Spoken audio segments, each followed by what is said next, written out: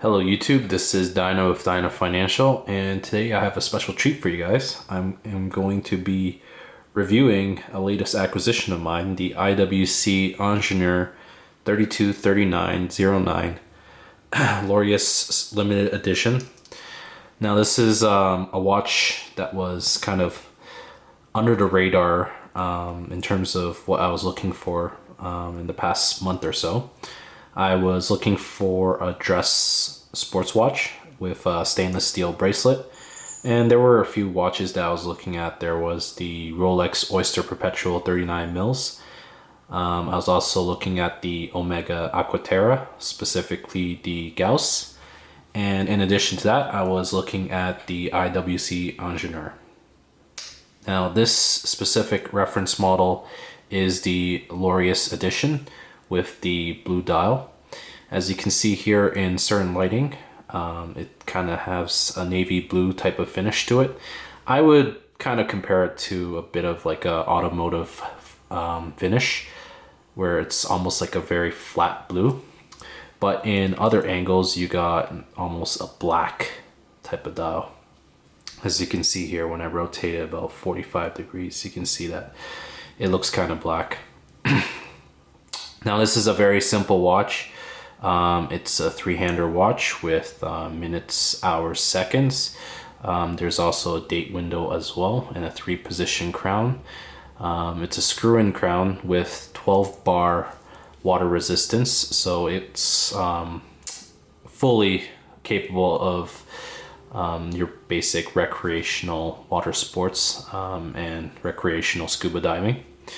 As you can see here, this is the crown, and then you have your crown guards, which are really nice in this IWC Ingenieur. The older models, the 3227, some of them did not have the crown guard, and this kind of rounds out the shape of the dial a little bit. As you can see here, the dial itself, you have these loomed and stainless steel hour indices, which looks absolutely stunning in the sun. So if you rotate this at a certain angle and the light bounces off it, it just really pops. The whole dial just comes to life when that happens. In addition to that, you have some very nice detailing here with the red marker here on the seconds hand, as you guys can see here. In addition to that, the case design, this is a real throwback to the original, which was designed by Mr. Gerald Genta, who also designed the Patek Nautilus and the AP Royal Oak. So you see a lot of the same design elements here. The lug system, it's an underslung lug system, so it fits very well on any wrist. I have a 6.5-inch wrist. I'll show you guys what that looks like in a bit. You also have this nice detailing here where it's brushed here, and then you have kind of like a beveled edge here and into a polished part of the case. So it kind of looks like the watch is sitting inside of the lugs, and it gives it a really nice effect. I love it.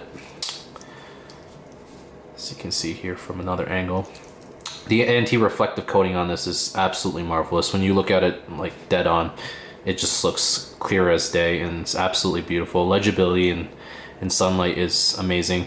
The only complaint I really have for readability and legibility is the looms suck. If I was to show you, like it lasts for like maybe 15-20 minutes and then it just disappears. So it's not a great watch if you're looking at it in the night, but otherwise it really shines. The bracelet itself is absolutely phenomenal. The finish of this bracelet is as good as any Rolex or any brand out there, really. The clasp system, you have a dual button clasp, single position clasp here. There's no micro adjustments on this clasp.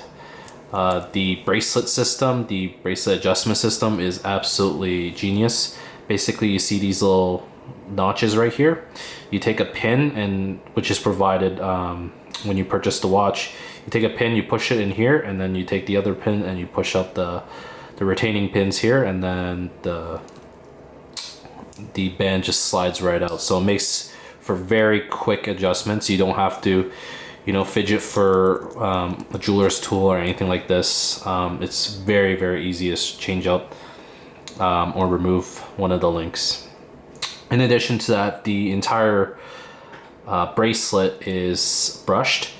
There is some very, very nice detailing where they just polish just the edges here. So as you can see here, this edge here in between the links, the mid links, and the sides are nicely polished. So it gives it a bit of character and a bit of a pop versus, you know, just a straight brush look. In terms of the diameters of this watch, it's a 40 mil case, lug to lug, and then you have 10 mils on the height of the watch, which is absolutely phenomenal.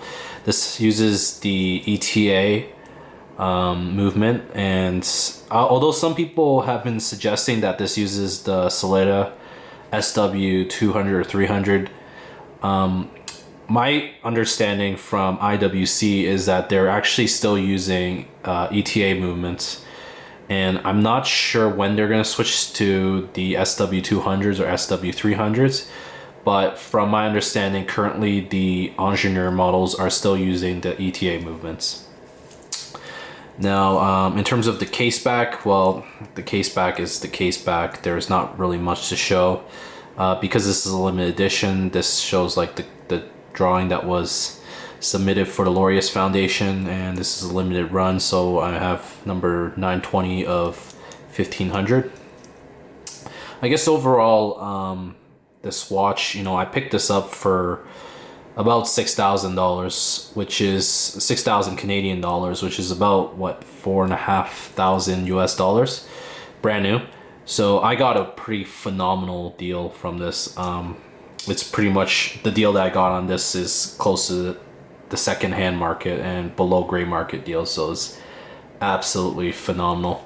The watch itself, the value, you know, in my collection, I also have another IWC, the IWC Portuguese, and this fits right in. Like, even though the Portuguese is maybe 1.5 times more expensive than this, this watch really sings. Like, it just looks absolutely phenomenal. And let me just show it to you guys on the wrist, so you see here how easy it is. It's not like a butterfly clasp, it's just single press, and there you go.